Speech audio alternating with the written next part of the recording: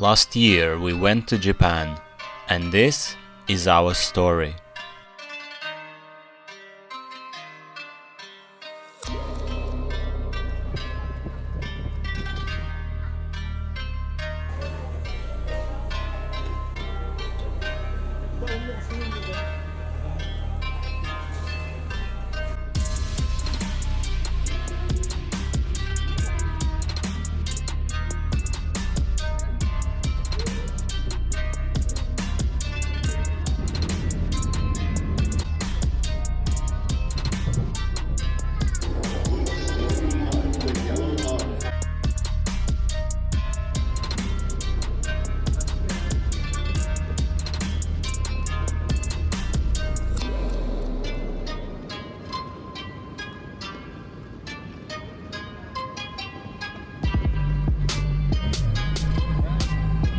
Tokyo is not just a city, it's megapolis. Home to over 10% of Japan's population, the Great Tokyo area alone holds 37 million, making it the world's most populous urban sprawl. But beyond the numbers, there is a story of people who mastered balance in a crowded, fast-moving world. We took the train to arrive into the city. Today, Japan's population may be shrinking. It's dropped from 128 million a decade ago to 123 million today. But you would never know it here. About 75% of Japanese live in urban hubs like this, drawn to cities for work and education. Life here is dense. 6,158 people per square kilometer in Tokyo alone. Homes are compact, often apartments or mansions as they call them. Space is precious, so laundry dries on balconies and gardens blooms in pots. Yet there is order, a quiet pride in keeping it all together.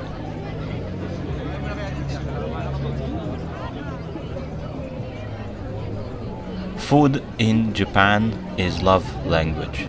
The diet here, fish, rice, soybean, seaweed, helps explain why they live so long. Average life expectancy is 81 for men and 87 for women, the highest in the world. Healthy life expectancy lags a bit, 72 for men, 74 for women, but it's still impressive. Traditional eats like sushi and miso keeps obesity low, just 4.5 compared to 43% in US. But it's not all ancient convenience stores sling rice balls and noodle salads, fast yet fresh, red meats creeping in, through especially among the youngs.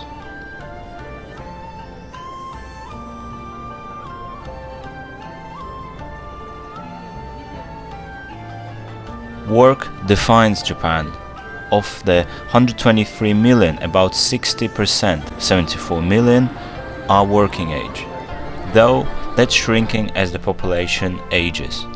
The average salary hovers around 4.4 million yen, about $30,000, and overtime is a given. Management strict, loyalty is a king. Tokyo's rush hour is brutal, 7 to 9, 5 to 6:30, trains stuffed to the brim, many commute 2 hours each way. It's a grind, but fuels one of the world's richest economies. Still, 30% of the population, 36 million, are over 65, leaning on the shrinking workforce.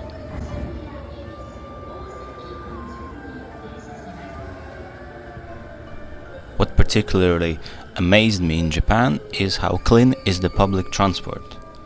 Metro, buses, anything is really clean and pristine.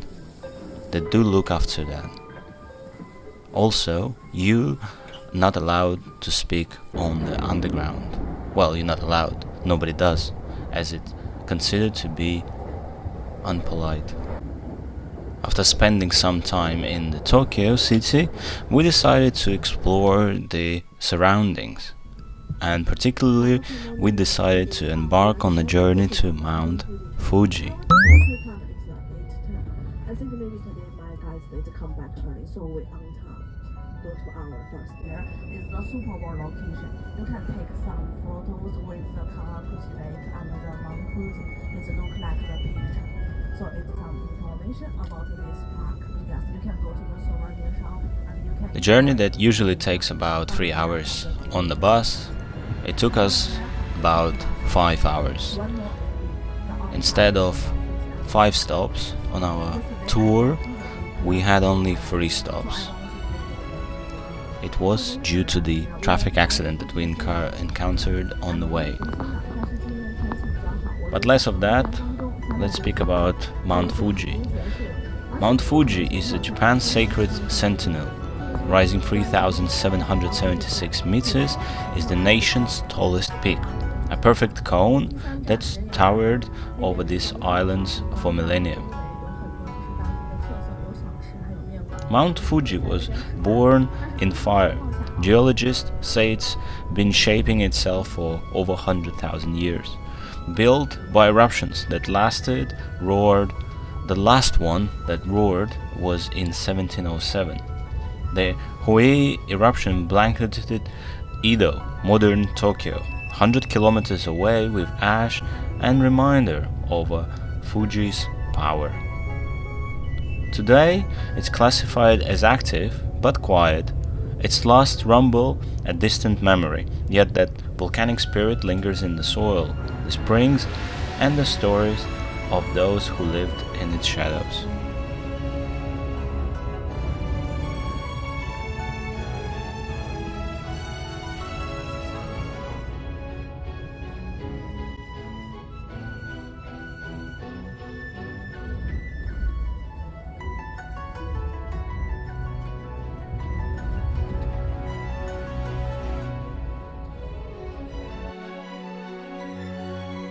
Station 哦，这个是我们的第一站啊，我们的大石公园上面是不是非常好看？因为我们的花都在这边啊。Ainu, the Japan's indigenous people, may have roamed in its slopes centuries ago, hunting and fishing in its forest. Evidence is scarce. They were pushed north by the Yamato Japanese, but their presence echoes in local lore.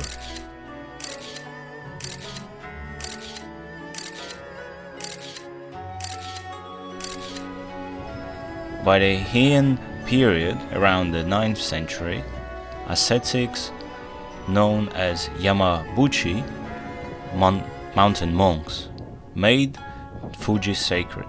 They saw it as a gateway to the divine, training in its harsh terrain. Shinto shrines sprouted at its base, honoring kami, the spirits within.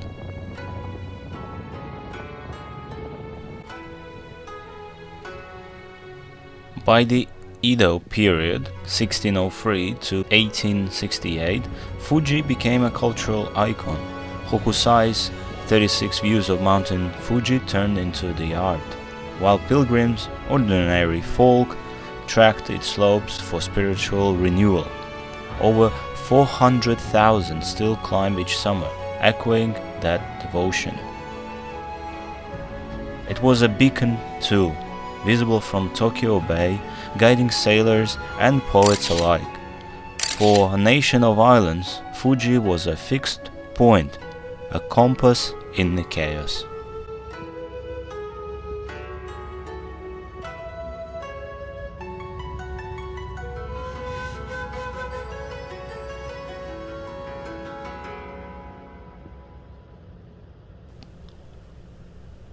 Today, Mount Fuji is Japan's crown jewel, a UNESCO World Heritage Site since 2013. It draws 2.5 million visitors yearly, hikers, artists, dreamers. For Japan's 123 million people, it's a national emblem, plastered on postcards, yen notes, and sake labels. Spiritually, it's still alive, Shinto, and Buddhist rituals honor it, from base to summit. Economically, it fuels tourists. Hotels, trails, and buses thrive in its orbit.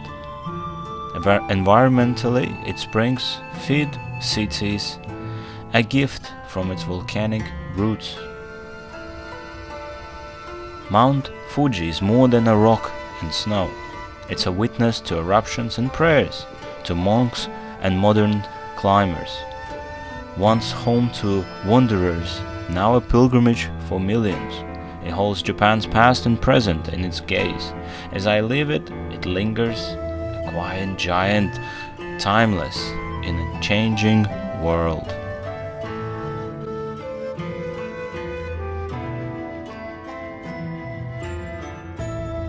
During our visit to Mount Fuji, we went to the vicinity of it to the matcha tea making. We did enjoy our time making matcha tea and drinking it. We went also for a traditional food and barbecue near Mount Fuji. Always, food consists of fresh meat, vegetables, and rice. Also, amazing sauces. Here, particularly, we were cooking on the dry spirit, which is alcohol tablet that you burn while cooking.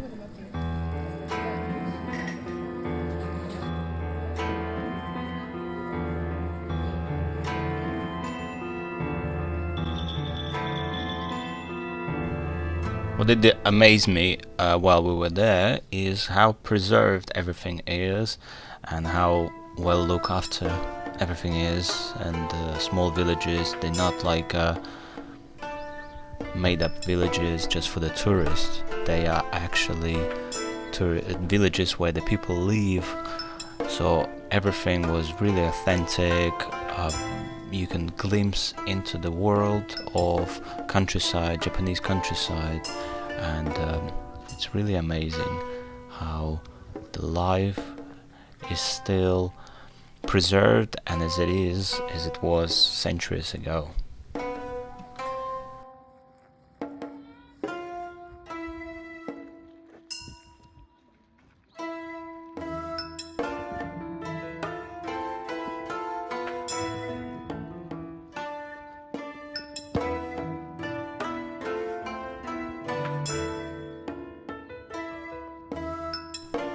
Modern Japan was established in 1945 after the end of the Second World War. However, the roots that go beyond that into the Shogun era of 1603 to 1848, but also goes into the centuries. By the 5th century, the Yamato clan unified Japan, claiming divine descent from the sun goddess Amaterasu. The imperial line, still reigning today, was born. The Nara period, 710 to 794, saw Buddhism arrive. But the power shifted, and the Heian era elegance of 794 to 1185. The samurais weren't just fighters, they were culture, loyalty, honor, the blade. Edo under Tokugawa locked Japan in peace for 250 years, but peace has a price. From 1639, Tokugawa Ieyasu successor shut Japan's door. Sakokoku, isolation, barred foreigners, banned Christianity, and froze time. Edo, now Tokyo, was shut for centuries. It grown into millions, its merchants and artists crafting the floating world of kabuki, haiku, fleeting pleasures.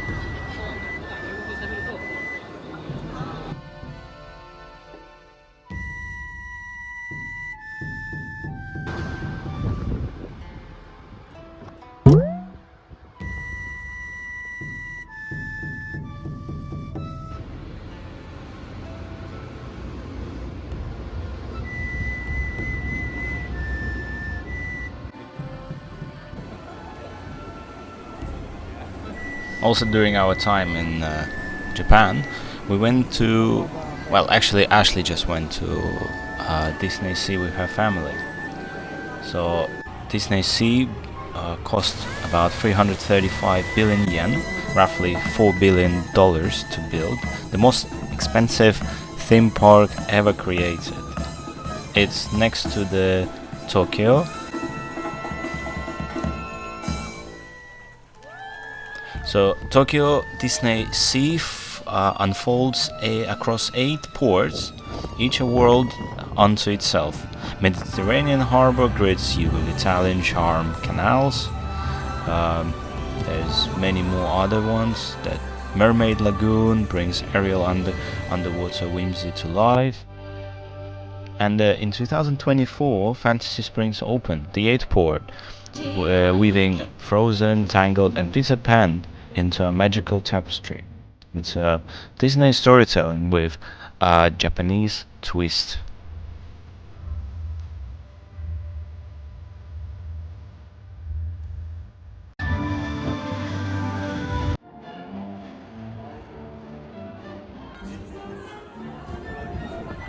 Today, Tokyo DisneySea is a pilgrimage. Just 20 minutes from Tokyo Station via JR Keio line to Maihama, it's a world apart. Climbers still summit Mount Fuji, visible on a clear day, but here, Mount Prometheus reigns, erupting hourly, a beacon for dreamers. Rides like soaring, fantastic flights and Tower of Terror thrill, while characters like Duffy and Japanese creation charm. Priced in US parks, tickets hit $50 to $70, but fans say it's worth every yen. Today, DisneySea is a voyage, a love letter to the sea, to Japan, to imagination. From its volcanic heart to its farthest ports, is Disney's boldest dream realized. As I leave Mount Prometheus, bid farewell, promising adventure to all who return.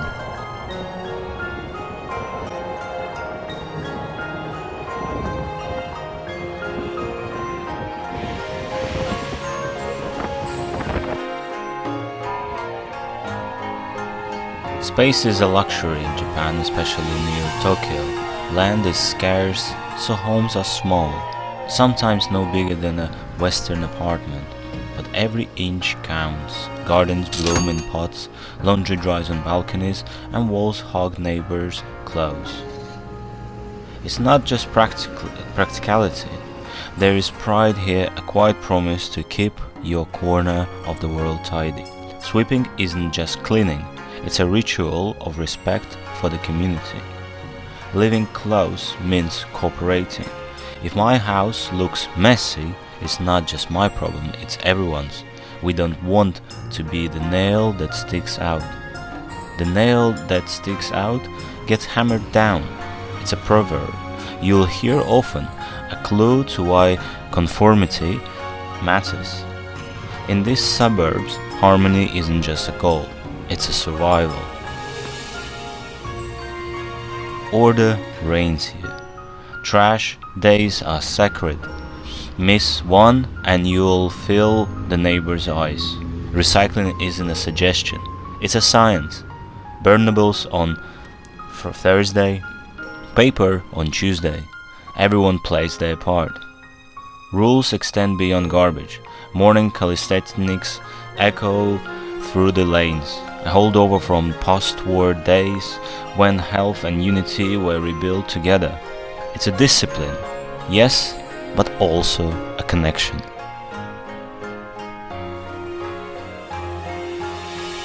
Life here isn't loud, but it's warm. Greetings are soft, walls are thin, yet privacy is sacred. Community isn't forced, it flows. From the gardener to the school kid, everyone knows their role. We are not rich here, not fancy, but we have this, our street, our way. That's enough, says one of the Japanese residents.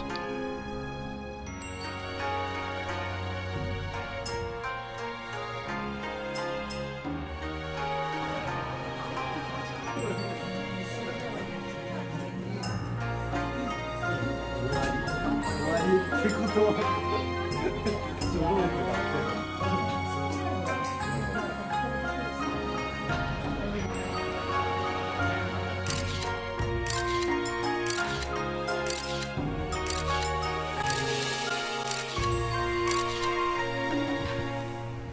the middle of Tokyo, there is a park, a forest of 100,000 trees, a sacred place, a whisper of Japan's soul. This isn't just a park, it's a shrine, a gift, a promise built over a century ago to honor Emperor Meiji and Empress Shoken.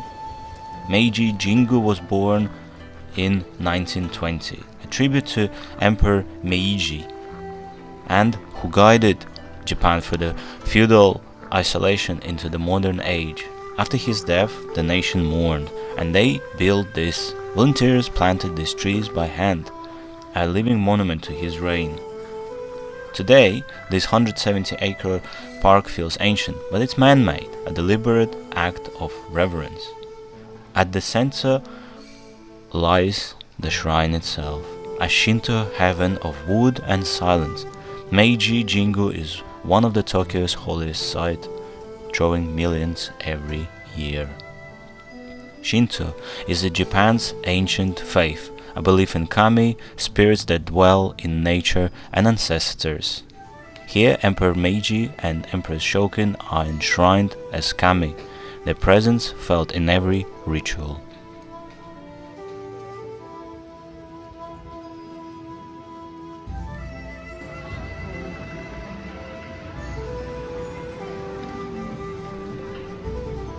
Tokyo doesn't slow down.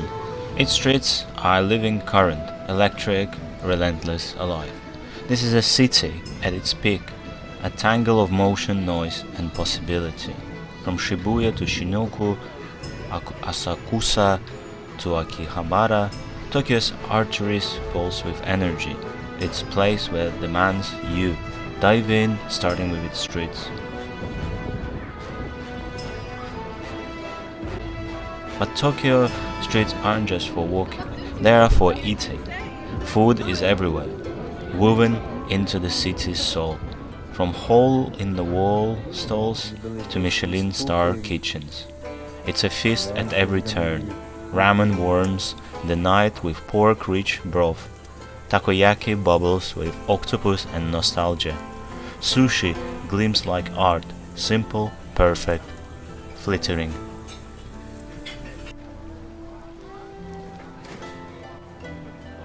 But every journey has come to the end. After days or weeks of Tokyo whirlwind, the streets start to blur, the suitcases zip shut, and it's time to go. So we go as well. We say farewell to Japan, thank you for warm welcome, and we hope to see you again. Please, subscribe to our channel, like and comment, and we'll see you in the next one.